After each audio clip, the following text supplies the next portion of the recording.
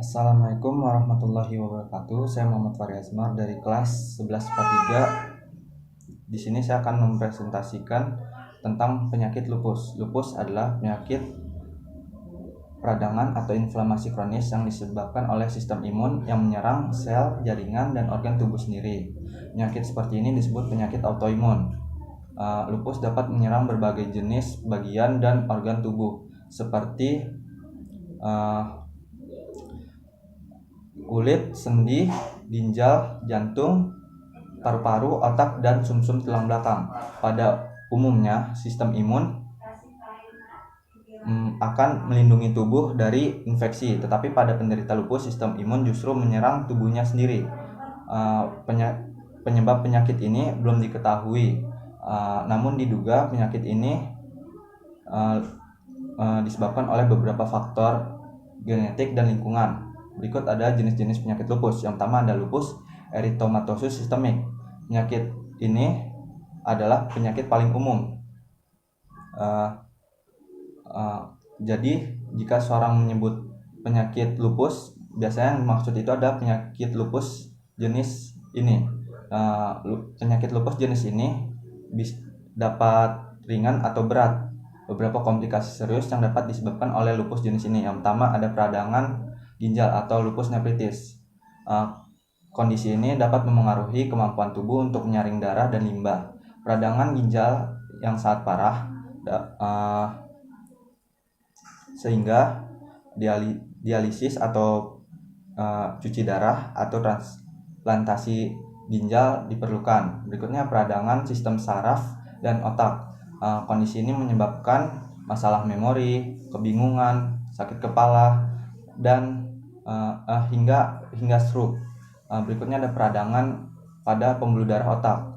Kondisi ini menyebabkan demam tinggi, kejang, dan perubahan tingkah laku. Berikutnya ada pengerasan arteri atau arteri koroner. Penumpukan plak di dinding arteri koroner dapat memicu serangan jantung. Berikutnya ada jenis yang kedua, ada lupus eritomatosus cutaneous. Lupus ini terbatas hanya pada kulit. Lupus ini dapat menyebabkan berbagai macam ruam dan luka pada kulit.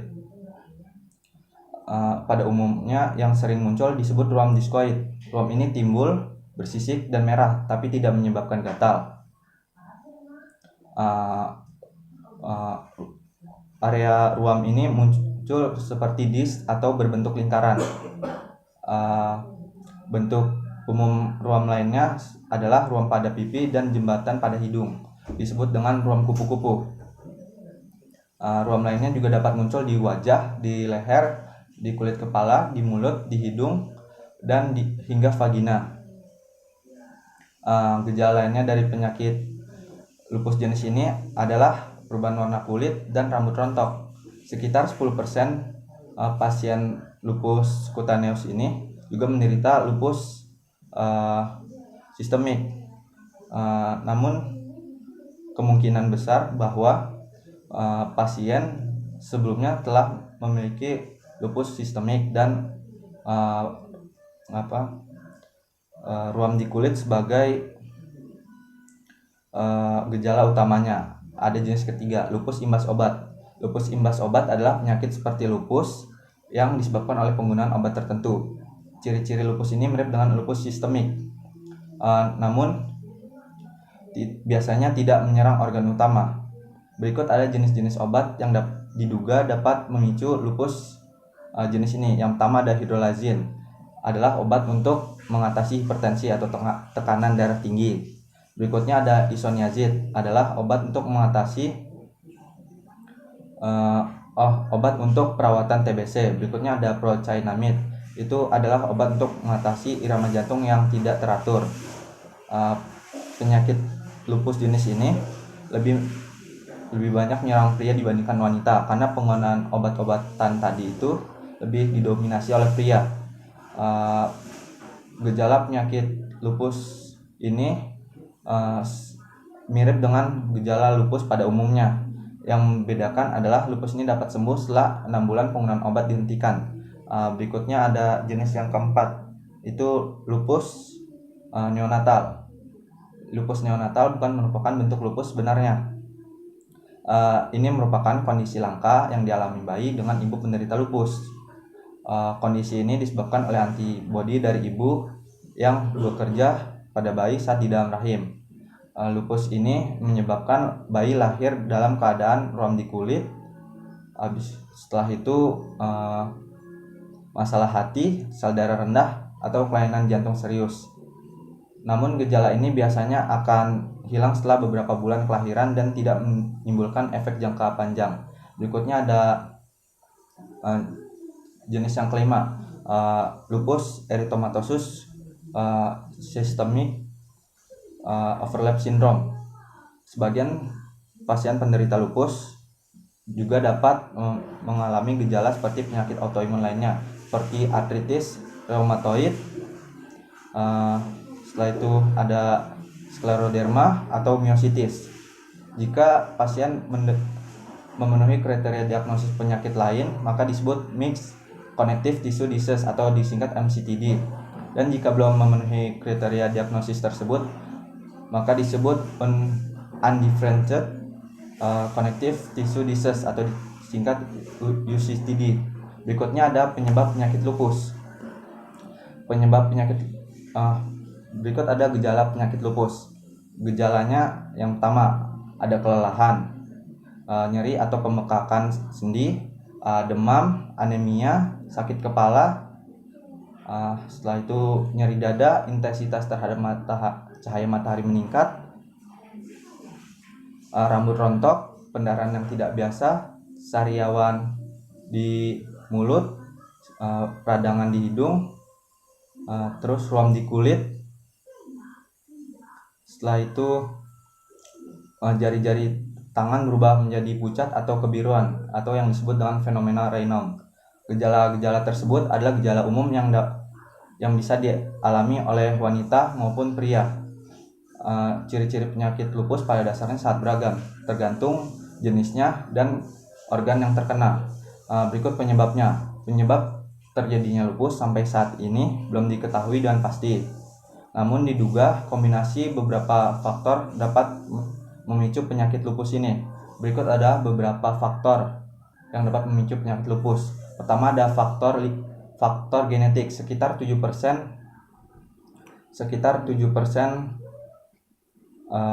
pasien penderita lupus memiliki keluarga dekat yang juga didiagnosis penyakit ini. Sekitar ada 30 variasi gen yang dikaitkan dengan lupus sistemik. Berikutnya ada faktor lingkungan. Beberapa faktor yang berasal dari lingkungan. Yang pertama ada depresi, infeksi, makanan, antibiotik kelompok sulfa dan penisilin, cahaya ultraviolet, penggunaan obat tertentu, rokok, dan paparan kristal silika dapat menjadi pemicu penyakit ini. Berikutnya ada faktor hormonal. Penyakit lupus lebih banyak terjadi pada wanita dibandingkan pria. Diduga faktor hormonal berperan dalam hal ini. Angka pertumbuhan penyakit lupus meningkat sebelum periode menstruasi atau masa kehamilan, sehingga estrogen diduga sebagai pemicu penyakit lupus ini. Berikutnya ada diagnosis. Diagnosis penyakit lupus dapat dikatakan cukup sulit. Namun diagnosis lupus dapat dilakukan dengan bantuan beberapa kombinasi pemeriksaan seperti pemeriksaan fisik, pemeriksaan laboratorium, hingga tes pencitraan. Berikut adalah beberapa pemeriksaan yang dapat membantu diagnosis lupus. Yang pertama ada tes darah lengkap. Tes darah ini bertujuan untuk mengukur sel darah merah, sel darah putih, dan sel darah putih, trombosit, dan hemoglobin. Tes akan menunjukkan hasil apabila pasien mengalami anemia. yang merupakan salah satu gejala umum penyakit lupus. Tidak hanya anemia, kekurangan sel darah putih dan trombosit juga dapat menjadi gejala penyakit lupus. Yang berikutnya ada tingkat sedimentasi eritrosit atau laju endap darah. Tes ini berfungsi untuk menentukan tingkat di mana sel-sel darah merah diendapkan di dasar tabung dalam kurun waktu 1 jam. Jika hasil dari tes ini mendapat tingkat yang tinggi, maka dapat mengindikasikan penyakit lupus. Tapi bukan hanya penyakit lupus, tapi penyebab lainnya seperti infeksi, peradangan lain, atau kanker dapat menyebabkan hasil dari tes ini memiliki hasil nilai yang tingkatnya tinggi. Berikutnya ada tes ginjal dan hati. Pemeriksaan ini berfungsi untuk mengetahui seberapa baik fungsi ginjal dan hati, karena lupus berpotensi besar menyerang organ ini. Berikutnya ada urinalisis. Tes urin ini bertujuan untuk menunjukkan peningkatan kadar protein dalam urin dan atau darah dalam urin. Kondisi ini dapat terjadi apabila lupus memengaruhi ginjal. Berikutnya ada ronsen dada. Tes pencitraan ini biasanya dilakukan apabila lupus dicurigai memengaruhi paru-paru. Tes ini dapat melihatkan bayangan abnormal yang menunjukkan adanya cairan atau peradangan pada paru-paru. Berikutnya ada ekokardiogram. Tes pencitraan ini dapat mendeteksi pada katup dan bagian-bagian lainnya pada jantung. Ekokardiogram ini menggunakan gelombang suara untuk memperlihatkan gambar real-time jantung. Berikutnya ada biopsi. Biopsi adalah pemeriksaan yang dilakukan dengan cara mengambil sampel kecil jaringan. Pada umumnya biopsi yang sering dilakukan ada biopsi ginjal yang digunakan untuk menentukan jenis kerusakan pada ginjal yang disebabkan oleh penyakit lupus, sehingga pengobatan yang tepat dapat dilakukan. Selain biopsi ginjal, biopsi lupus, biopsi kulit terkadang juga digunakan untuk lupus jenis CLE. Berikutnya ada patofisiologis. Berikut ada patofisiologis lupus jenis SLE. Yang pertama, lupus ini disebabkan oleh stimulasi antigen spesifik yang menyebabkan sistem regulasi kekebalan terganggu dan aktivasi sel T dan B, sehingga dari dua hal tersebut menyebabkan fungsi sel T supresor abnormal, sehingga produk antibodi meningkat, sehingga terjadilah penumpukan kompleks imun. Dari penumpukan kompleks imun ini dapat menyebabkan berbagai jenis bagian-bagian dan organ terganggu, seperti pada kulit. Yang pertama pada kulit. Pada kulit menyebabkan kerusakan integritas kulit. Berikutnya pada sendi. Pada sendi menyebabkan degradasi jaringan, terus terbentuknya endapan pada sendi, sehingga terjadilah artralgia artritis. Berikutnya pada darah menyebabkan Hb menurun, produksi O2 menurun, dan menghasilkan ATP-nya juga menurun, sehingga tubuh mengalami keletihan. Berikutnya pada organ paru-paru terjadi efusi pleura, sehingga pola nafas tak efektif. Berikutnya pada ginjal. Pada ginjal menyebabkan antibodi menurun, sehingga terjadi degradasi jaringan di mana mengendap di membran basal glomerulus yang menyebabkan filtrasi terganggu, terjadilah proteinura, sehingga terjadilah hematuria. Berikutnya pada organ jantung. Pada organ jantung mengendap pada arteri, sehingga terjadi inflamasi anterior terminalis, sehingga terjadilah perikarditis. Berikutnya pada organ hati. Pada organ hati menyebabkan kerusakan sintesa zat, sehingga mengalami perubahan, sehingga nutrisi berkurang dari kebutuhan. Berikutnya pada otak. menyebabkan suplai oksigen menurun selama 3 menit, dapat menyebabkan kematian atau resiko tinggi kematian. Berikutnya ada pengobatan lupus. Sampai saat ini belum ditemukan obat atau pemeriksaan yang dapat menyembuhkan penyakit lupus. Meskipun begitu, pemeriksaan tetap bisa dilakukan untuk mengendalikan gejala. Berikut ada beberapa obat yang digunakan untuk mengatasi gejala penyakit lupus. Yang pertama ada obat antiinflamasi non-steroid. Obat ini digunakan untuk mengatasi nyeri, pembengkakan, dan demam yang disebabkan oleh lupus. Efek samping dari penggunaan obat ini bila digunakan dalam jangka waktu panjang dan dalam dosis yang besar, seperti pendarahan di lambung, masalah ginjal, dan masalah jantung. Berikutnya ada obat anti malaria. Obat untuk mengatasi malaria seperti hidroksikloroquine dapat mengaruhi sistem kekebalan tubuh dan mengurangi flare atau kambuhnya lupus. Efek samping dari penggunaan obat ini adalah sakit perut dan kerusakan pada retina mata. Meskipun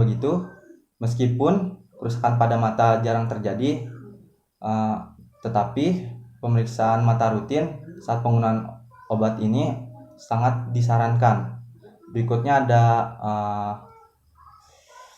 imunosupresan.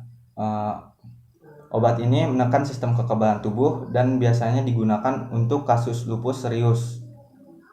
Efek samping penggunaan obat ini antara lain seperti peningkatan risiko infeksi, kerusakan hati, penurunan kesuburan, dan peningkatan risiko serangan jantung, peningkatan risiko kanker. Berikutnya ada kortikosteroid. Beberapa jenis obat kortikosteroid dapat mengatasi peradangan pada lupus, seperti methylprednisolone